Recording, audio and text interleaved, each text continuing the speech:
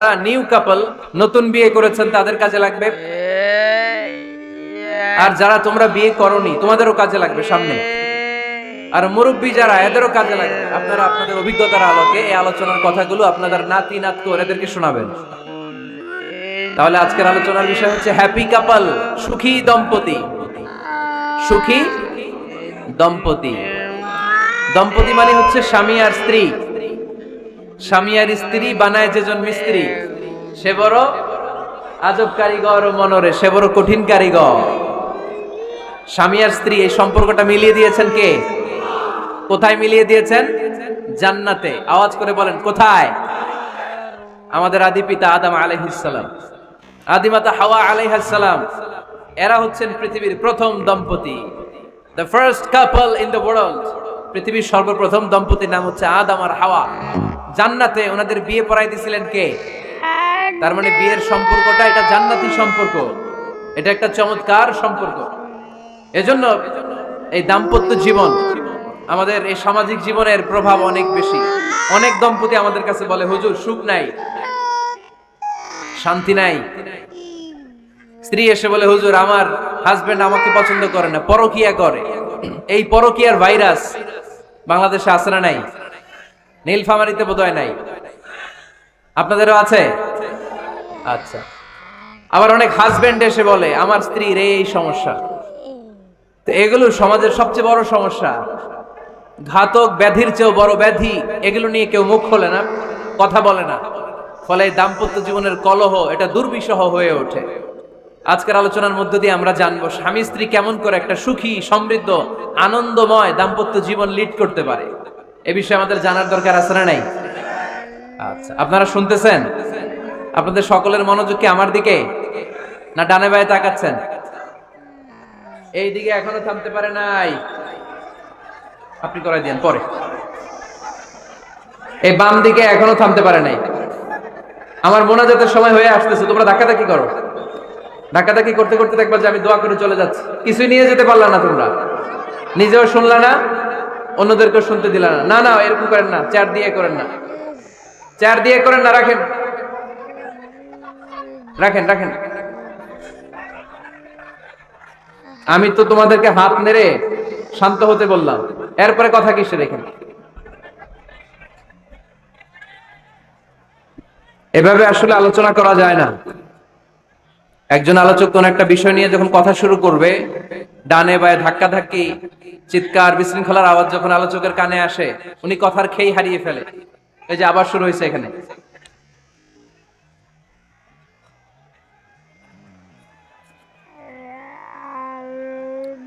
এই যে এখানে 50 জন হবে, আমার দিকে তাকাও। কি এখানে কি তোমাদের সমস্যা কি? এখানে কি জায়গা নাই? তো গো ব্যাক, পেছনে যাও, পেছনে যাও। এই যে এলইডি আছে, ওখানে বসে দেখো। ওখানে তো আমার আরো বড় দেখা যায়, ওখানে যে দেখো। এখানে কি? প্রতিটা মাহফিলে এই আমার ডান দিকে, এই বাম দিকে কয়েকশো ছেলে পেলে ধাক্কা ধাক্কি করে শেষ পর্যন্ত বিশৃঙ্খলা। আল্লাহ হায়াতে বাঁচায় রাখলে মার্চের 15 তারিখ পর্যন্ত আমি আলোচনা করব দেশে।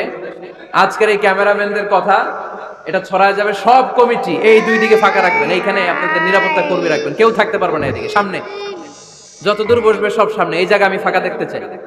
সামনে আমার প্রোগ্রাম যেখানে হবে, মেহেরবানি করে এটা আপনারা অ্যারেঞ্জ করবেন, কারণ এদের কারণে পুরো মাহফিল বিশৃঙ্খলা। এই যে এখানে কয়েকশো লোক, এইদিকে কয়েকশো লোক, এরা কিন্তু শান্ত, এরা শান্ত। এই যে লক্ষ লক্ষ লোক জড়ো হয়েছে, এদের টাইমের দাম আছে। কি জবাব দিবা তোমরা আল্লাহর কাছে? কেন বিশৃঙ্খলা করো এখানে? একেবারে চুপ, একেবারে চুপ।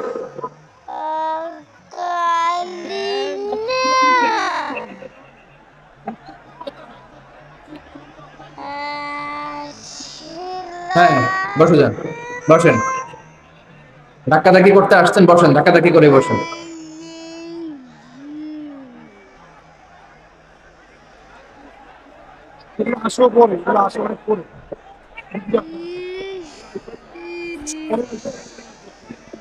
একটা তাফসীর মাহফিলের একটা ভাব গাম্ভীর্যতা আছে। এখানে কোরআনের কথা হয়, এখানে এরকম বিশৃঙ্খলা করলে মাহফিলের সৌন্দর্যটাই নষ্ট হয়ে যায়। আওয়াজ হবে না, আওয়াজ আওয়াজ হবে না। হ্যাঁ ঠিক আছে, বসে যান। ইশারায়, মুখে আওয়াজ করা যাবে না, ইশারায়।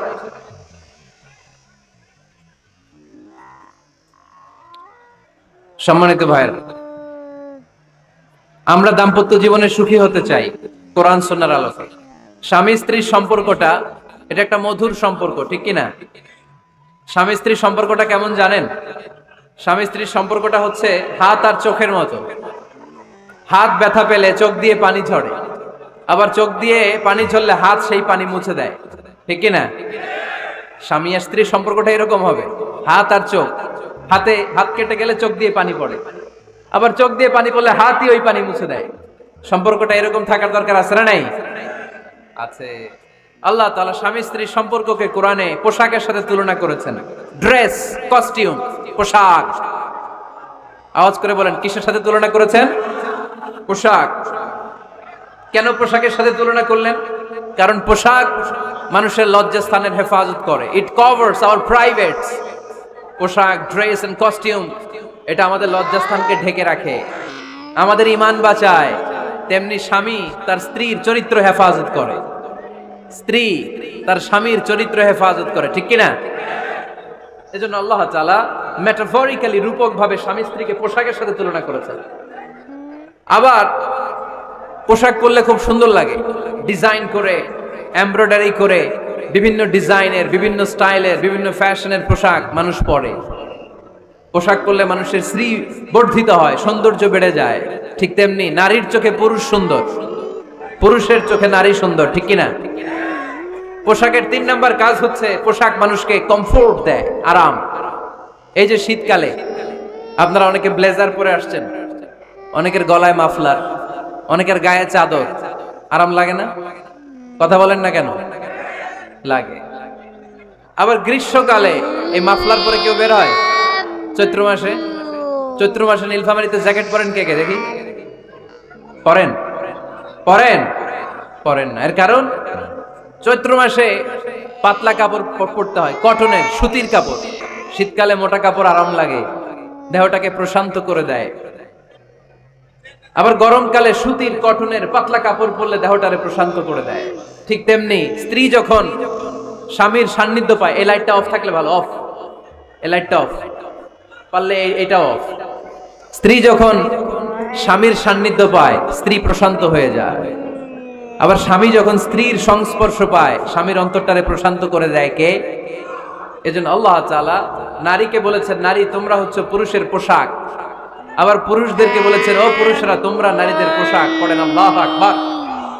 রব্বুল আলামিন বলেন, উন্না লিবাসুল লাকুম ওয়া আনতুম লিবাসুল লাহুন। ও নারীরা, তোমরা তোমাদের স্বামীদের পোশাক, আর তোমাদের স্বামীরা হলো তোমাদের পোশাক।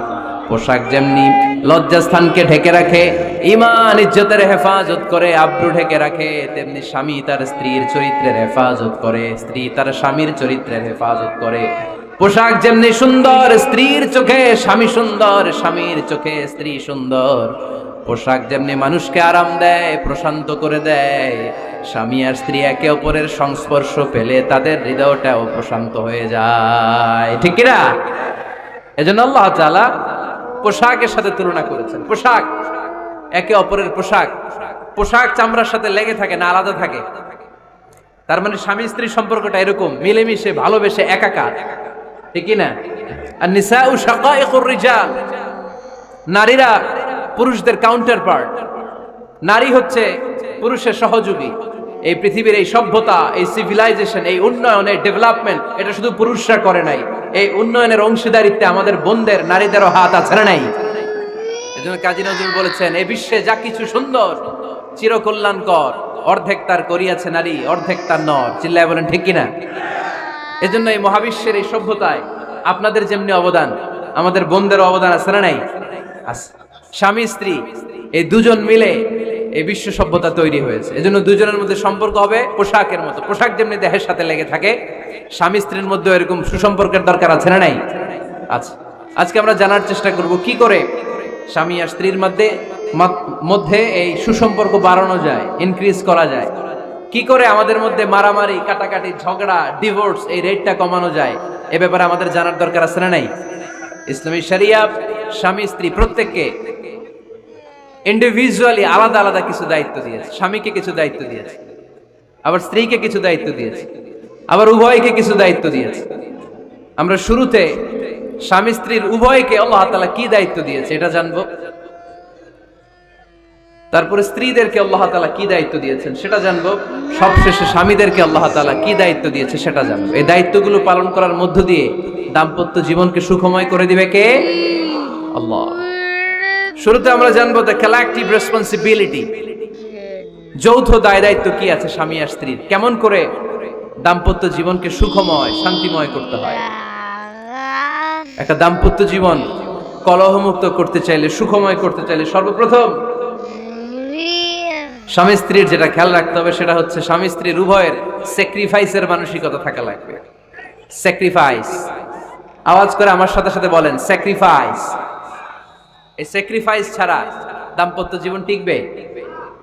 দুইজনেই যদি ঝগড়া করে, দুইজনেই যদি রেগে যায়, ঝামেলা আছে না নাই? স্বামী রেগে গেলে স্ত্রীকে থেমে যেতে হয়, আবার স্ত্রী রেগে গেলে স্বামীকে থেমে যেতে হয়। স্বামীও যদি রেগে যায়, স্ত্রীও যদি রেগে যায়, তাহলে তৃতীয় বিশ্বযুদ্ধ বেঁধে যাবে, ঠিক কিনা? এই জন্য রেগে গেলেন তো হেরে গেলেন, রাগা যাবে না। স্বামী যদি রেগে যায়, স্ত্রী থেমে যেতে হবে, স্ত্রী যদি রেগে যায়, স্বামী থেমে যেতে হবে। এটাই দাম্পত্য জীবনের সুখ আর সমৃদ্ধির মূল ফর্মুলা। স্যাক্রিফাইস করতে হবে। এর কারণ আপনি যদি দোষ খুঁজতে শুরু করেন, দোষ ছাড়া পৃথিবীতে মানুষ নাই, ঠিক কিনা? No one is perfect in this world. এই পৃথিবীতে কেউই পারফেক্ট না। আপনি যে আপনার স্ত্রীর দোষ খোঁজেন, আপনারও দোষ আছে না নাই? আবার ভাবি যদি আপনার খালি দোষ খোঁজে, ভাবিরও দোষ আছে না নাই? না, এজন্য দোষ খুঁজবেন না, স্যাক্রিফাইস করেন, একটু মানিয়ে নিন। দাম্পত্য জীবনটা এরকমই, একটু ছাড় দিতে হয়, একটু মানিয়ে নিতে হয়। দাম্পত্য জীবনে কখনো মন খারাপ, কখনো মন ভালো, কখনো রোদ, কখনো বৃষ্টি, এই নিয়েই দাম্পত্য জীবন, ঠিক কিনা? তাহলে দাম্পত্য জীবনে যদি আমরা সুখ পেতে চাই, সকল নবদম্পতিকে বলবো একটু ছাড় দেওয়ার মানসিকতা বিল্ড আপ করেন, একটু মানিয়ে নেন, একটু মানিয়ে নেন, একটু ছাড় দেন, একটু মিলেমিশে চলেন। এক স্যাক্রিফাইস আমাদের জীবনটারে, আমাদের দাম্পত্য জীবনটাকে একটা জান্নাতি দাম্পত্য জীবন বানায় দিবে, ঠিক কিনা? দাম্পত্য জীবনকে সুখী করার 2 নাম্বার ফর্মুলা হচ্ছে ঝগড়া করা যাবে না। আপনারা ঝগড়া করেন নাকি? হ্যাঁ, বউয়ের সাথে ঝগড়া করেন না এরকম বিবাহিত পুরুষ কে কে আছেন দেখি এখানে? হাত তুলছে অনেকে, বিশ্বাস হয় আপনাদের? হ্যাঁ, অনেক ঝগড়া। হ্যাঁ, আচ্ছা, মেয়েরা বেশি করে? না না, এই মহিলা প্যান্ডেল আছে এদিকে, এদেরকে জিজ্ঞেস করলে বলবে সব দোষ আপনাদের, আর আপনারা দোষ দিচ্ছেন এদের। তো ঝগড়া করবেন না মেহরবানি করে, সম্মানিত ভাইরা, ঝগড়া করবেন না। কারণ এই ঝগড়া থেকে, সামান্য ঝগড়া থেকে অনেক সময় বিচ্ছেদের দিকে চলে যায় সম্পর্ক। ছোট্ট ঝগড়া থেকে যেতে যেতে ঝগড়া বাড়তে বাড়তে ডিভোর্সের দিকে গড়া, এরকম আছে না নাই? না, সামান্য ঝগড়া যদি বেঁধে যায়, শয়তান এটার মধ্যে বাতাস দেয়, এটারে বাড়াতে বাড়াতে শয়তান অনেক বড় করে। ইমানদারদের পরিবার ভেঙে গেলে শয়তান খুশি, আর ইমানদারদের পরিবার টিকে থাকলে আমার আল্লাহ খুশি। আমরা কার খুশি চাই? জোরে বলতে হবে, খুশি চাই কার? শয়তান সব সময় চায় ইমানদারদের ফ্যামিলি ভেঙে দিতে। Always he tries his level best to break down the relationship of a mu'min family. একজন ইমানদারের ফ্যামিলি কি করে ব্রেক ডাউন করে দেয়া যায়? এজন্য ঝগড়াই করব না আমরা। আপনি ঝগড়া করলে ভাবি যেন ঠান্ডা থাকে, ভাবি ঝগড়া শুরু করলে আপনি ঠান্ডা থাকবেন। ঝগড়া করা যাবে না, কিন্তু ঝগড়া হয়ে যায় ফ্যামিলিতে, এটাকে চেক দিতে হবে। ঝগড়া নিয়ে অনেক মজার মজার গল্প আছে। একটা গল্প দিয়ে আজকে শুরু করি। এক লোক মাহফিল শেষ করে 11টার দিকে বাসায় ফিরেছে। তো বাসায় ঢোকার আগে তার ওয়াইফকে ফোন দিয়েছে। ফোন দিয়ে বলতেছে, এই মাহফিল শেষ, আমি কিন্তু বাসায় চলে আসতেছি, শুরু করার আগে তাড়াতাড়ি দরজাটা খোলো। তো স্ত্রী আবার রাতের খাবার স্বামীকে ছাড়া খায় না। তো স্ত্রী দরজা খুলে দাঁড়ায় আছে, স্বামী বেচারা আসছে। আসার পরে স্ত্রীকে বলতেছে, এই শুরু করার আগে রাতের খাবার দিয়ে দাও, খেয়ে নেই। তো স্বামী ওয়াশরুম থেকে ফ্রেশ ট্রেশ হয়ে আসছে, স্ত্রী বেচারিও ডাইনিং টেবিলে খাবার দিয়েছে। এবার স্বামীও খেতে বসেছে, স্ত্রীও খেতে বসেছে। স্বামী আবার বলতে আরম্ভ করছে, শুরু করার আগে ফ্যানটা ছাড়ো, খুব গরম লাগতেছে। এবার তো স্ত্রী রেগে মেগে আসলেন, কি আসার পর থেকে শুরু করার আগে কি শুরু করার আগে? স্বামী বলতেছে এই তো শুরু হয়ে গেল, মানে কি ঝগড়া। নীলফামারীর ভাইয়েরা, এটা শুরু করা যাবে না। শুরু করবেন আপনারা, ঝগড়া করবেন। আমাদের ফ্যামিলিগুলো থেকে ঝগড়াকে আজকে থেকে আমরা নো বলে দিলাম, মানে না। ঝগড়াকে কি বললাম? সবাই বলতে পারেন না, আওয়াজ করে বলেন, ঝগড়াকে আমরা কি বলবো? নো। ঝগড়া করা যাবে। শয়তান ঝগড়া বাঁধাতে খুব উস্তাদ।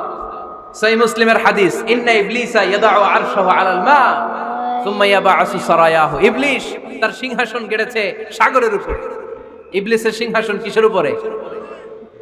বিশাল বড় সাগর আর মহাসাগরের উপরে ইবলিস শয়তান তার সিংহাসন নিয়ে বসা।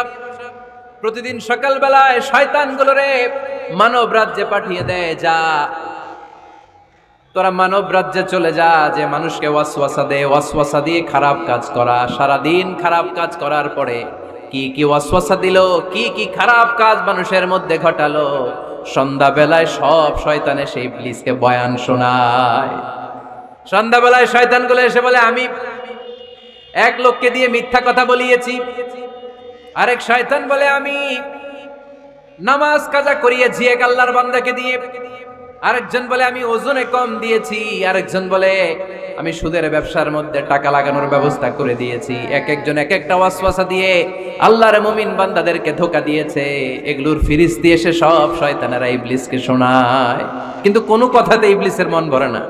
কোন শয়তান এসে বলে, আমি তো এমন মদের আড্ডাখানায় নিয়ে গেছি আল্লাহর বান্দাদেরকে, এগুলো নামাজই পড়ে নাই, খালি মদ খেয়েছে। আবার কিছু শয়তান এসে বলে, আমি ক্যাসিনোতে নিয়ে গেছি, ওখানে খালি জুয়া খেলছে। আবার কিছু শয়তান এসে বলে, আমি বাজারের মধ্যে ফরমালিনের এই ওয়াসওয়াসা ঢুকাই দিছি। একটার পর একটা শয়তানি ফিরিস্তি তারা ইবলিসকে শোনায়, কিন্তু কোনো কাজই ইবলিসের মন ভরাতে পারে না। একজন এসে বলে, আনা মা তারাকতুহু বাইনার রাজুলি ওয়া ইমরাআতিহি হাত্তা ফাররাকতু। আমি একজন ইমানদার নারী পুরুষের মধ্যে ঝগড়া লাগায়া ওই ঝগড়া বাড়াতে তালাক পর্যন্ত নিয়ে গেছে। নাউজুবিল্লাহ পড়বেন না? শয়তান এবার তার উপর খুশি হয়ে যায়। সব শয়তানগুলোকে ঠেলে ইবলিস এই শয়তানকে কাঁধে তুলে নাচতে শুরু করে দেয়। কারণ মুমিন বান্দার সংসার যদি ভেঙে যায় শয়তান খুশি হয়ে যায়, আর মুমিন বান্দার সংসার টিকে থাকলে খুশি হয়ে যায় কে? এজন্য নীলফামারীর ভাইরা, ঝগড়া করা যাবে না। দাম্পত্য জীবনকে সুখী করতে চাইলে ঝগড়াকে আমরা নো বলে দিব। ঝগড়া অনেক সময় হবে, কিন্তু এটাকে বাড়তে দেয়া যাবে না, এটাকে আমরা স্পেস দিব না, ওইখানে থামায় দিতে হবে। রাজি আছেন তো সবাই? আল্লাহ রাসূল সাল্লাল্লাহু আলাইহি ওয়াসাল্লামের ফ্যামিলিতেও ঝগড়া হতো। আম্মা জান আয়েশা রাদিয়াল্লাহু তাআলা আনহার সাথে আল্লাহ রাসূল সাল্লাল্লাহু আলাইহি ওয়াসাল্লামের ঝগড়া হতো, হাদিসে পাওয়া যায়। কিন্তু এগুলো ছিল মধুর ঝগড়া, সুন্দর ঝগড়া। সুবহানাল্লাহ পড়েন। আল্লাহর হাবিব বলেন, ইয়া আয়েশা ইন্নী লা আ'লামু ইযা কুনতি আন্নী রাদিয়া ওয়া ইযা কুনতি আলাইয়া গাদবা। ও আয়েশা, তুমি কখন আমার উপর রেগে থাকো সেটাও আমি বুঝি, আবার কখন খুশি থাকো সেটাও বুঝি। আম্মা জান আয়েশা বললেন, ইয়া রাসূলুল্লাহ, ইয়া হাবিবাল্লাহ, কেমন করে আপনি বুঝেন যে আমি আপনার উপর রেগে আছি, আবার কেমন করে আপনি বুঝেন আমি আপনার উপর সন্তুষ্ট আছি? বিশ্বনবী বললেন, আয়েশা, তুমি যখন আমার উপরে খুশি থাকো, আমার উপর যখন তুমি রাজি থাকো, তখন তুমি দোয়ার সময় এইভাবে দোয়া করো, ওয়া রাব্বি মুহাম্মাদ, মুহাম্মাদের রব, আপনি আমাদের সব গুনাহগুলো মাফ করে দেন। আর যখন তুমি আমার উপর রেগে থাকো, তখন তুমি আমার নামটা মুখ দিয়ে উচ্চারণ করো না। ও আয়েশা, তখন তুমি দোয়ার সময় বলতে থাকো, ওয়া রাব্বি ইব্রাহিম, ইব্রাহিমের রব, আপনি আমাদের সব গুনাহগুলো মাফ করে দেন। যখন তুমি খুশি তখন আমার নামটা মুখে নাও, যখন তুমি আমার উপর রেগে থাকো তখন তুমি আমার নামটা মুখে নিতে চাও না। আম্মা জান আয়েশা বললেন, ইয়া রাসূলুল্লাহ, ইয়া হাবিবাল্লাহ, মা আহজুরু ইল্লা ইসমাক, আমি শুধু আমার মুখ থেকে আপনার নামটারে সরায় রাখি, আমার হৃদয় থেকে কোনোদিন আপনারে সরাতে পারি না। মা আহজুরু ইল্লা ইসমাক, নবী হে, আমি তো শুধু মুখ থেকে আপনার নামটারে বাদ দেই, আমার হৃদয় থেকে তো আপনারে বাদ দিতে পারি না। আমার হৃদয় পুরোটা জুড়ে শুধু আপনি আর আপনি। চিল্লায় পড়েন আল্লাহু আকবার। তার মানে আম্মা জান আয়েশাও আল্লাহ রাসূল সাল্লাল্লাহু আলাইহি ওয়াসাল্লামের উপর রেগে থাকতেন মাঝে মাঝে। বিশ্বনবী মাঝে মাঝে রাগ করতেন। একবার খুব বেশি রাগারাগি হয়ে গেল, অনেক ঝগড়া হয়ে গেল। এবার আল্লাহ রাসূল সাল্লাল্লাহু আলাইহি ওয়াসাল্লাম খেয়াল করলেন না, এত ঝগড়া তো করা ঠিক হবে না। তখন আল্লাহর হাবিব সাল্লাল্লাহু আলাইহি ওয়াসাল্লাম বললেন, আয়েশা, চলো মিটমাট করি। কি করি? হ্যাঁ, মিউচুয়াল করি না, মিটমাট। এই যে ঝগড়া লাগলে আবার যে মিলায় দেয়, এটার কি বলেন আপনারা নীলফামারীতে? মিটমাট। আল্লাহর হাবিব সাল্লাল্লাহু আলাইহি ওয়াসাল্লাম বললেন, আয়েশা চলো আমরা মিটমাট করি, আমরা আর ঝগড়া না করি। আম্মা জান আয়েশা বললেন, ঠিক আছে চলেন মিটমাট করি। বিষ্ণু বললেন, ঠিক আছে একজনকে নিয়ে আসি যে দুজনের মাঝে মিটমাট করাই দিবে। কারে নিয়ে আসবো? ওমরে ফারুককে নিয়ে আসি। আম্মা জান আয়েশা বলে, না, ওমরও গলিদ, ওমরের মেজাজ গরম, আমার ভয় লাগে। সুবহানাল্লাহ পড়বেন না? বিষ্ণু বললেন, তাহলে তোমার আব্বারে নিয়ে আসি। কই নিয়ে আসেন, আব্বারে খুব ভাল লাগে। বিষ্ণু বললেন, ঠিক আছে তোমার কথাই রইলো, ওমরকে ডাকবো না, তোমার আব্বা আবু বকরকে নিয়ে আসবো। বিশ্বনবী মিটমাট করার জন্য সাইয়েদনা আবু বকর রাদিয়াল্লাহু তাআলা আনহুকে ডেকে নিয়ে আসলেন। সাইয়েদনা আবু বকর রাদিয়াল্লাহু তাআলা আনহু ঘরে ঢুকলেন। বিশ্বনবী বললেন, আয়েশা, আমার আর তোমার মাঝে কি নিয়ে ঝগড়া হয়েছে? কথাটা কি তুমি বলবা নাকি আমি বলবো? আম্মা জান আয়েশা বলেন, আপনিই বলেন, তবে মিথ্যা বললেন না, যা ঘটছে ওইটাই বললেন। ওয়ালা তাকুলিল্লাহ হাক্কান, যেটা সত্য ওইটাই বলবেন, অন্য কিছু বলবেন না। আবু বকর রাদিয়াল্লাহু তাআলা আনহু তো শুনে রেগে মেগে আগুন। কি এত বড় সাহস, বিশ্বনবীর সামনে দাঁড়িয়ে তুমি এভাবে কথা বলো? এই আদব শিক্ষা দিয়েছি তোমাকে আমি। রেগে গেলেন। বিশ্বনবী কি সত্য ছাড়া মিথ্যা কিছু বলবেন? রেগে মেগে চিৎকার করে মেয়ের গালের মধ্যে দিলেন এক চপেটাঘা। এক থাপ্পড় খেয়ে আম্মা জান আয়েশা উল্টায় পড়লেন। আবার মারার জন্য সাইয়েদনা আবু বকর রাগে গড়গড় করছিলেন, মেয়েরে আবার মারার জন্য উদ্যত হলেন। বিশ্বনবী অবস্থা ভয়ঙ্কর দেখে সাইয়েদনা আবু বকরের সামনে দুই হাত মেলে এইভাবে দাঁড়িয়ে গেলেন। বিশ্বনবীকে যখন আবু বকর রাদিয়াল্লাহু তাআলা আনহু দাঁড়াতে দেখলেন, সাইয়েদনা আবু বকর মুহূর্তের মধ্যে থেমে গেলেন। সুবহানাল্লাহ পড়েন। সাইয়েদনা আবু বকর রাদিয়াল্লাহু তাআলা আনহু ঘর থেকে বের হয়ে গেলেন। এবার বিশ্বনবী আম্মা জান আয়েশার কাছে যেয়ে বলেন, ও আয়েশা, দেখো আমি তোমারে মাইর থেকে বাঁচাইলাম। আমি না থাকলে তোমার বাবা তোমারে আজ শেষ করে ফেলতো, ঠিক কি না? আমি বাঁচাইছি তোমারে। ইয়া আয়েশা কাইফা রাআইতিনি আনখাসতুকি মিনার রাজুল, দেখছো আয়েশা কেমনে বাঁচাইলাম তোমারে? আজকে আমি না থাকলে এমন পিট্টি দিতে তোমার বাবা, একেবারে খবর হয়ে যায়। আম্মা জান আয়েশা লজ্জায় পড়ে গেলেন, হেসে দিলেন। বিশ্বনবীও হেসে দিলেন। সুবহানাল্লাহ পড়েন। দুইজনের এই হাসির আওয়াজ ঘরের বাইরে থেকে সাইয়েদনা আবু বকর শুনতে পেলেন। উনি শুনে তো অবাক, কিরে এতক্ষণ তৃতীয় বিশ্বযুদ্ধ, এখন আবার হাসে। ঘরে ঢুকলেন। ঘরে ঢুকার পরে আবু বকর রাদিয়াল্লাহু তাআলা আনহু বিশ্বনবীরে বলেন, ইয়া রাসূলুল্লাহ, আশরিকানি ফি সিলমিকুমা কামা আশরাকতুমানি ফি হারবিকুমা। হে আল্লাহর রাসূল, আপনারা ঝগড়া লাগলে, আপনারা দুইজন ঝগড়া লাগলে মিটমাট করার জন্য আমারে যেমনি ডাকেন, আপনারা যখন সুখ আনন্দ আর হাসাহাসিতে ব্যস্ত থাকেন, ওই হাসির সময়গুলোতে শেয়ার করার জন্য তখনও আমার একটু ডাইকেন। পড়েন সুবহানাল্লাহ। ও নবী, শুধু ঝগড়ার সময় ডাইকেন না, শুধু মিলায়া দেওয়ার জন্য ডাকবেন না। আপনাদের মধ্যে যখন সুখকর আনন্দময় হাসাহাসির মুহূর্তগুলো কাটে, ওই মুহূর্তগুলোতেও আমাকে এনে আপনারা শেয়ার করে দিয়েন। পড়েন সুবহানাল্লাহ। মুসনাদে আহমদ ইবনে হাম্বলের হাদিস। এই হাদিস প্রমাণ করে আল্লাহ রাসূল সাল্লাল্লাহু আলাইহি ওয়াসাল্লামের ঘরেও ঝগড়া হতো স্ত্রীদের সাথে, তবে মধুর ঝগড়া, শিক্ষণীয় ঝগড়া। আওয়াজ করে বলতে হবে, ঠিক কি না? এজন্য ঝগড়া হবে, কিন্তু ঝগড়াকে বাড়তে দেয়া যাবে।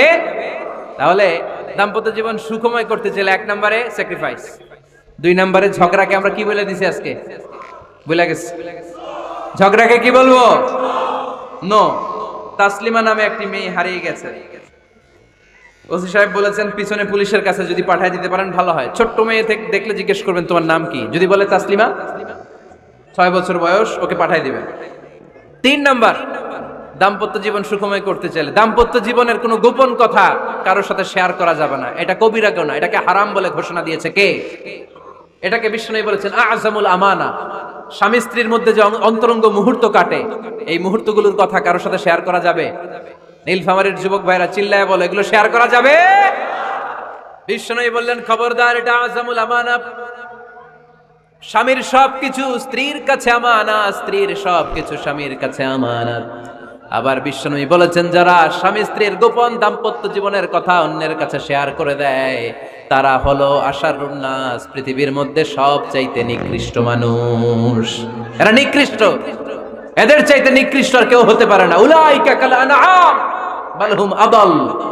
এরা পশুর চাইতেও নিকৃষ্ট, যারা স্বামী স্ত্রীর প্রাইভেট কথা, পার্সোনাল কথা মানুষের কাছে বলে বেড়ায়। আর সিবাউ হারাম, এই গোপনীয় সব কথাগুলোকে অন্যের কাছে প্রকাশ করা হারাম করেছে কে?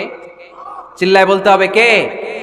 তাহলে খবরদার, নিজেদের দাম্পত্য জীবনের কোনো কিছু অন্যের সাথে শেয়ার করবে না। আমাদের বোনরা অনেক সময় একসাথে বসলে পেটের কথা, পিঠের কথা সব বলে ফেলায়। আছে না নাই? না বোনেরা, সব শেয়ার করলেও আপনাদের দাম্পত্য জীবনের কোনো কথা কখনো কারোর সাথে শেয়ার করতে পারবেন না। 4 নাম্বার ফর্মুলা হচ্ছে অহেতুক সন্দেহ পরিহার করতে হবে। অনেক স্ত্রী আছে স্বামীরা খালি সন্দেহ করে, আছে না নাই? নীলফামারীতে এই সমস্যা নাই? আছে, এই যে ভুক্তভোগী পাওয়া গেছে, আছে না নাই? আছে, খালি সন্দেহ করে, এই তুমি ওদিকে তাকাইলে কেন, ওই বেডের দিকে তাকাইলে কেন, এই তোমার মোবাইল দাও, কারে ফোন দিলা দেখি, এই ফেসবুকের পাসওয়ার্ড দাও দেখি কি করছে, দেখি মেসেঞ্জারে কার সাথে চ্যাটিং করছে, আছে না নাই? এই যে অহেতুক সন্দেহ আপনার ফ্যামিলিটারে জাহান্নামের টুকরা বানায় দিবে। আবার অনেক স্বামী আছে স্ত্রীকে খালি সন্দেহ করে, এদিকে তাকালে সন্দেহ করে, ওদিকে তাকালে সন্দেহ করে, বাসায় থাকলেও সন্দেহ, বাইরে গেলেও সন্দেহ, এরকম আছে না নাই?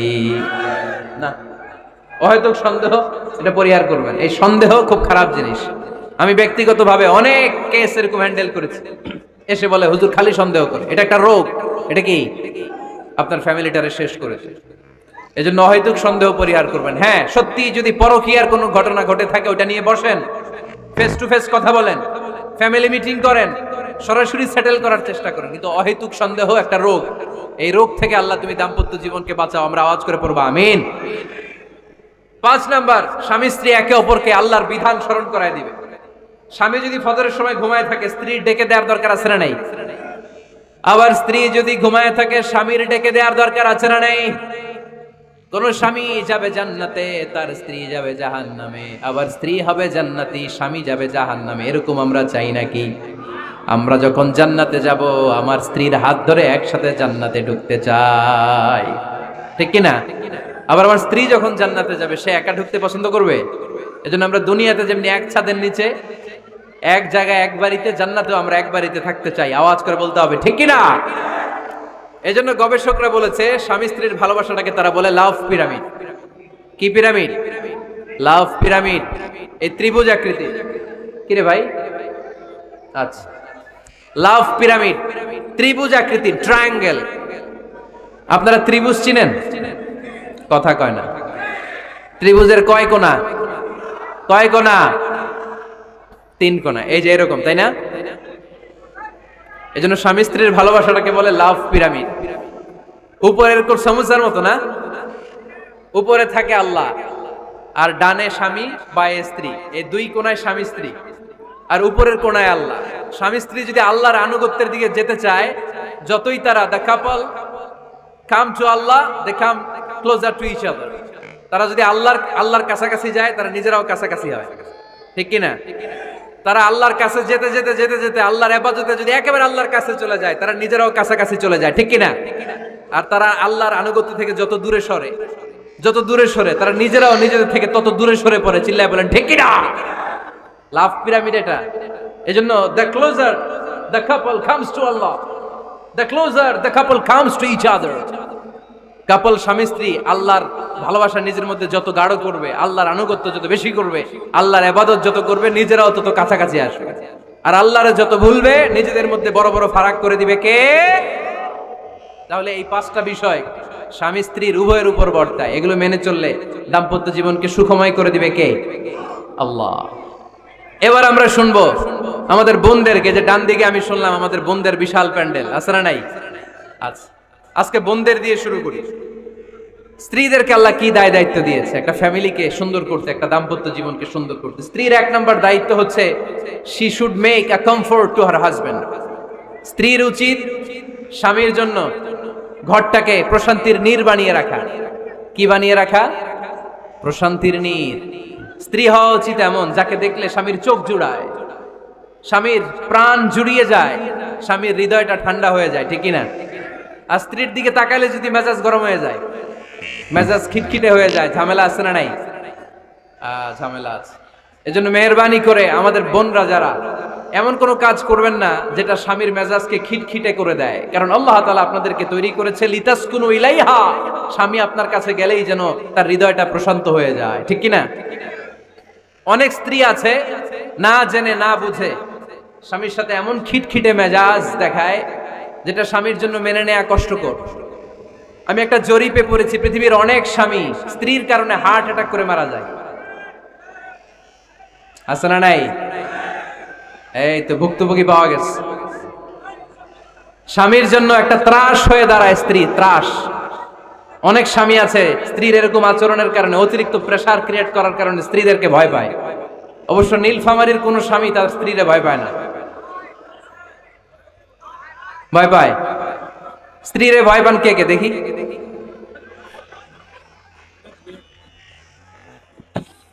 ভয় পান আপনারা? ভয় পান?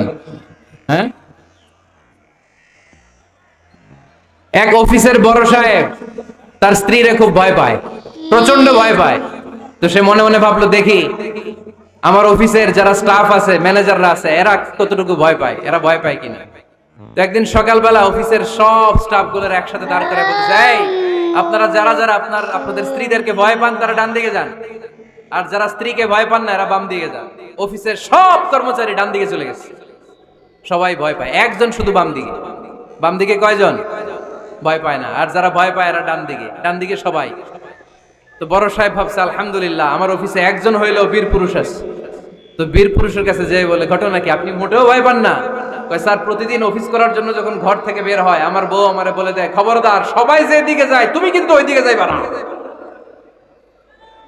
সবাই যেদিকে যায় তুমি ওইদিকে গেলে খবর আছে। বড় সাহেবকে খবরদার, এটা তো আরো ডরায়, ঠিক কিনা?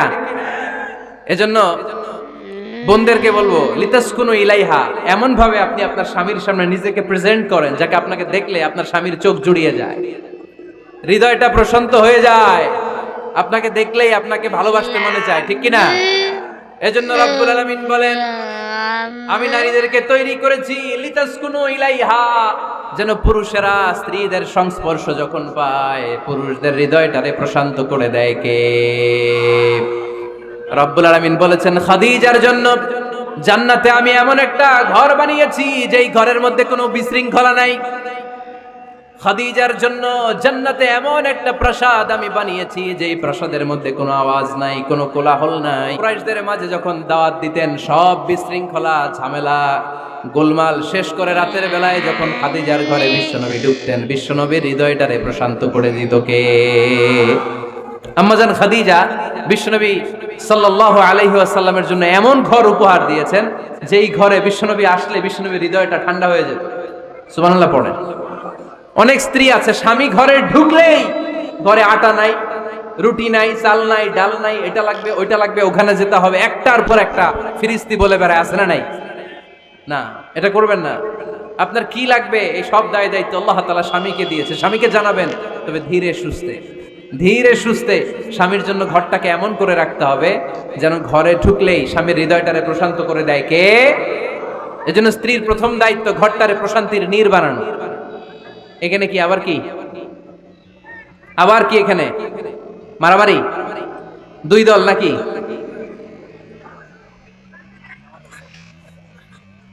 আপনাদের মনোযোগ আছে না গেছে?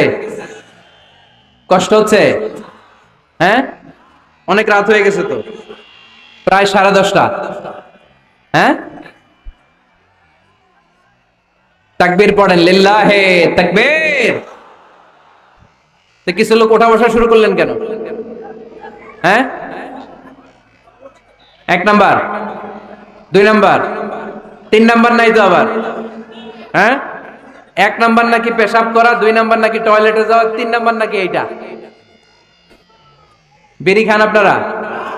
বিড়ি আর সিগারেটের সাথে মুসলমানের সম্পর্ক আছে না। কোন মুসলমান সিগারেট খেতে পারে, বিড়ি টানতে পারে?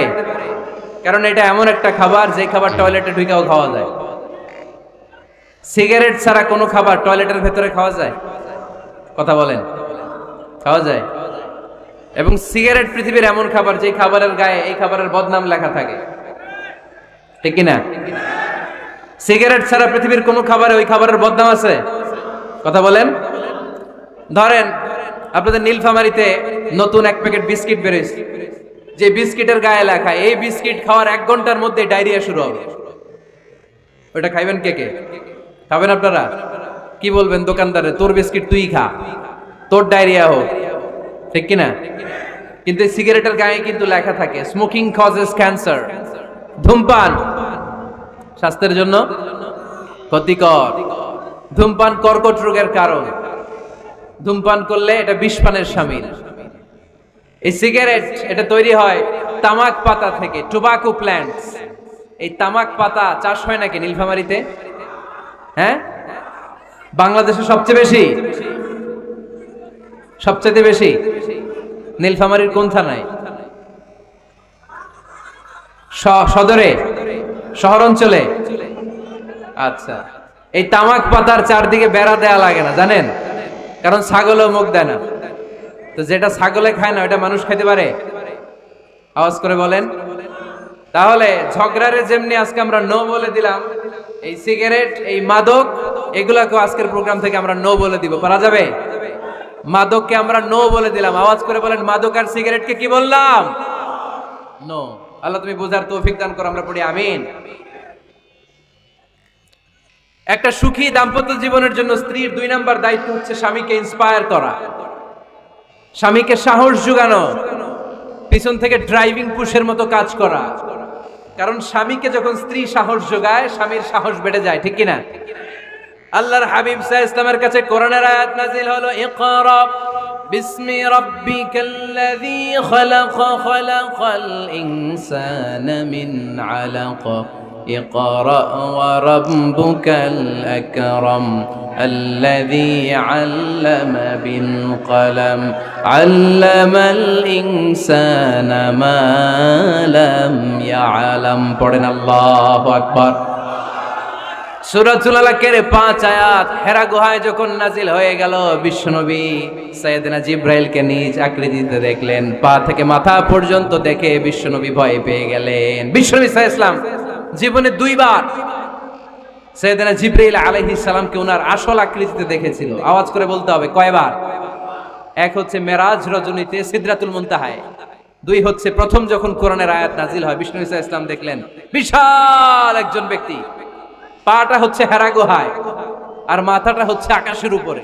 এই বিশাল একটা লোক, সে কোরআনের 5 আয়াত নিয়ে এসেছে সূরাতুল আলাক, আর বলতে শুরু করেছে, ইয়া মুহাম্মদ ইকরা, আপনি পড়ুন, আপনি পড়ুন, আপনি পড়ুন।